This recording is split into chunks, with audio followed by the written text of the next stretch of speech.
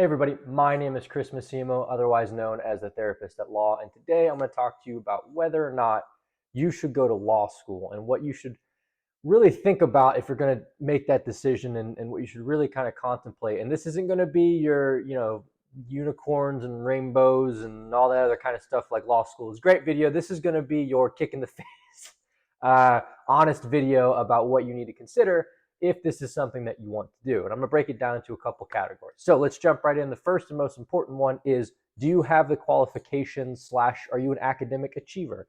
In other words, are you the type of person who in high school, but especially in undergrad, maybe graduate school if you went to graduate school like I did, but also especially in undergrad, because that's where they really emphasize the GPAs for getting in, were you the type of person who gave up some extra fun stuff to get that GPA boost? Because here's the thing. Great law schools, or even just good law schools, depending on how you classify that, law schools in the top 100 or law schools in the top 50. Then you have your elites in the what are called the T14, your top 14 law schools, your Princetons, your Stanfords, things like that. If you want to get into the top 50 law schools, you're looking at a 3.8, 3.9, easy kind of average GPA. 3.9 is not rare for the top 50 to get into law school. So why do I bring that up in terms of should you consider going to law school? Well, if you're not the type of person who really cares about academic achievement or kind of has that internal engine going kind of on its own without having to get some external motivator like parents motivating you or friends asking you to study, then law school may be for you because nobody's going to hold your hand.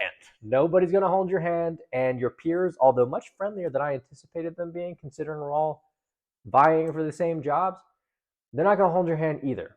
Okay, and they're not going to wait for you to catch up because there's just not time to do that. So there's the practical side of you need a good GPA to get in. I can tell you at Texas A&M, I think we're ranked 44 right now. That could be wrong. Don't quote me on that. But our average GPA is a 3.92 or 3.93 if I'm not mistaken. Also, don't quote me on that. But I'm pretty sure that's the average GPA to get in. So you need to be the type of person who will grind away on their own without the extra push necessary. Okay, so that's number one. That's just the character kind of personality category, right? The second category is, what are you actually going to do in law school? And that's misunderstood. You're not going to argue a ton. This isn't a law school is not you stand up in front of the class, you give some great kind of Greek philosopher speech about why a certain law should be changed. It just doesn't work that way. You're going to be reading, and you're going to be writing. And those two things will absolutely dominate and control your life for 3 years. And I don't just mean like light reading, like Harry Potter reading. I mean 3 hours of reading to cover 30 pages when you start type of reading. Real in-depth, nitty-gritty reading, because you're going to be trained to take really complex legalese and be able to simplify it in a short period of time. I'll give an example where I currently work, which is the Texas Rangers Baseball Club. I had to take a 69-page contract, and within 4 hours, which is actually a lot because I'm a 3L, so I'm one semester away. I graduate in like 5 weeks actually for making this video, but that's still actually probably too much time. But in 4 hours, I had to take a 69-page contract and really break it down neatly into an executive summary, which is about an 8-page summary of a 69-page contract, only highlighting the things that I thought the owner of the Rangers needed to know, the really material stuff. That's your job in a lot of instances. Now, I'm on the transactional side. On the litigation side, it's a little bit different, but reading cases, analyzing them quickly, and writing a memo deciphering the differences or the similarities between your case and those cases, that's your whole life, man. That's the majority of what you're going to be doing. Every so often you'll give, especially if you're a litigator, you'll give some type of presentation in front of the court and do the mock trial, moot court type of thing. But 95% of your life is reading and writing. So if you hate reading and writing and you don't like legalese or don't want to learn about it, don't go to law school. That's pretty much all you're going to be doing. Okay, next category this is another personal question. Okay, can you suffer for long periods of time? So this is a character question. Law school is a lot of loneliness, and you'll often try to facilitate that loneliness by doing study groups, but study groups are often, depending on who you are, not as helpful. It is hard, it is depressing, it is challenging. It is stressful. Law school is the hardest. I've done many hard things, but it's definitely the hardest thing I've chosen to do in my life. I mean, it is. I've had some semesters that have absolutely just crushed me. Now you have to be able to take that, and depending on what type of job you want, okay, because this is kind of sort of job specific. I'm going to be working doing primarily corporate law and real estate law after graduation, and to get some of those jobs, you have to get a certain ranking.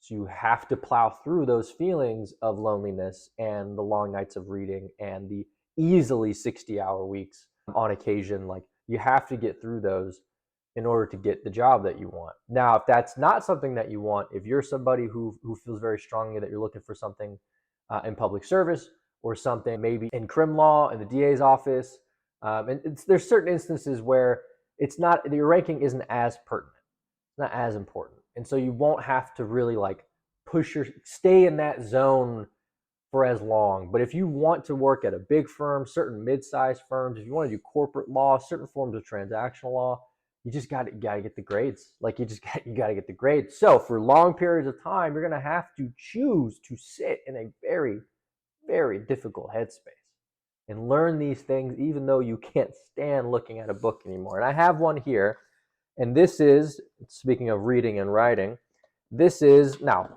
don't get me wrong, I'm not gonna show the cover of that. I don't want any claims. But I mean, you're not gonna read this whole thing. Okay, that's ridiculous. But to get a book this size, not rare.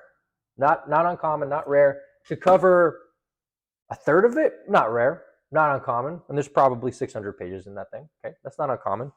And again, 30 pages will take you 30 hours when you start. You know, that's pretty kind of like standard. That's not for everybody, but it's pretty standard. As you learn to read those cases, you're going to have to sit and do that for a long time. So just be aware of that. It is difficult. But once you there's like a learning curve. Once you get past that learning curve, it doesn't hurt as much. Once you can decipher a case, digest it, break it down to its pertinent components that you'll actually need to use for class or whatever, not nearly as bad. Okay. Next category is money. Law school is expensive. Now, I'm on a 50% scholarship, and then the other 50% is paid for because I have a business that helps me pay for it, which is great. Not everybody's in that situation, right? And I came out of graduate school with $85,000 of debt, got out of that, and it was like, hell no, I ain't going back in debt. So that was a big deciding factor for me, but it's not uncommon for people to come out of law school with too much debt, way more than they should have. That said, it's also a necessary evil in some instances because law school is expensive. I go to one of the cheaper law schools, probably A&M, which is 30-something thousand a year. Is that what it is? I mean, SMU, Southern Methodist University in Dallas, is over 50,000 a semester or a year, if I'm not mistaken. So that's not cheap. And then you add in living expenses, you add in books that cost just the rent $150 to own, $300, $400, and some of them are own only because the companies know that you need that particular book because you're a 1L and everybody takes the same classes. It's expensive. So be aware that you may have to take out loans, and that is something that you will have to face on the back end. In that same category is taking out loans. If you haven't taken out one before, if you're familiar with that process, if you already have loans, those are things you're going to want to consider when deciding whether or not you should go to law school. Okay, so those are all the main ones. Hopefully that's been helpful for you. I did want to cover one final kind of idea, which is you do not go to law school if you don't know what to do. This is a very, maybe it's just in the legal circles, very common kind of philosophy that everybody knows about is when you have a really smart person and that really smart person doesn't know what to do after school, they go to law school. That's what they do. I think the average IQ to get into law school is like 115 or higher. So you get these smart people, and then I don't want to go to work or I don't know what to do with my life, and so they just go to law school. If that's you, push pause, rewatch everything I just talked about, and really think about whether or not this is a good decision, because it might not be. Important for you to think through if you want to read and write all the time, if you're willing to miss out on some money, because again, those higher end jobs are required to get those grades I talked about. Those are the ones that are going to pay the most. And I'll do a separate video on like deciding on jobs and things like that. But it's a lot harder to get what you may want than you think. And if you're smart and you're like, well, I'll just land somewhere that pays me $200,000, I'll go to law school. Lawyers are cool, they're respected. The TV show Suits is cool. I'm gonna be like that. Don't do that. Don't do that. Don't do that. You will probably regret it. I'm fortunate enough to be the kind of person whose personality meshes very well with being a lawyer. I was a therapist beforehand, hence the name therapist at law. I still am a therapist, but my personality is a great fit for law. And you have to know that you're a mesh with this. Don't do this. Don't do this because you're just smart, or don't do this because then you can say you're a lawyer. You'll be wrong. You'll be wrong if you don't really think about it. There's a chance you could be wrong. So anyway, that's my spiel on should you go to law school. I will be doing separate videos on these types of topics, finances, what classes should you take in law school, what are the different fields you can enter into law school, study tips for law school. I'm going to be doing all sorts of videos on this stuff. So hopefully this was helpful for you. I hope you leave your comments below. Let me know what law school you go to, if you already go to one, or which ones you're applying to. If you have any questions, let me know. I am not a savant at this. I do not work in career services. I am just a 3L student who's about to graduate, who's hoping to give a little bit of insight. Thank you guys for watching, and I will see you next time.